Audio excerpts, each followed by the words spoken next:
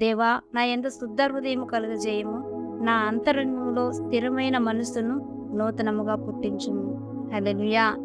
ఈ మాట దావీదు దేవునికి మొరపెడుతూ ఉన్న ప్రార్థిస్తున్న ఒక మాట ఉంది. ఏ సమయంలో దావీదు బెత్షెబాతో ఆయన పాపం చేసిన సమయంలో యోనాతాను వచ్చి తన తప్పుని దావీదుకు తెలియపరిచిన ఆ సమయంలో దావీదు వెంటనే దేవుని వద్ద మొరపెడుతూ ఉన్నాడు. దేవుని యొద్ద నాయనా, అయ్యా నా అపరాధమును క్షమించిన ఆయన. మనం ఈ 51వ కీర్తన భాగం చూసినట్లయితే దేవునికి ఆయన ఎలా మొరపెడుతున్నాడో, ఎలా ప్రార్థిస్తున్నాడో, ఎలా ప్రాధేయపడుతున్నాడో ఇవన్నీ కూడా మనం చూడగలం. కాబట్టి ఇక్కడ దావీదు ఏమిటి, నీవి పొరపాటు చేశావు, నీవి తప్పు చేశావు అని చెప్పి దేవుని యొక్క ప్రవక్త అయిన యోనాతాను చెప్పిన వెంటనే ఆయన లోబడ్డాడు.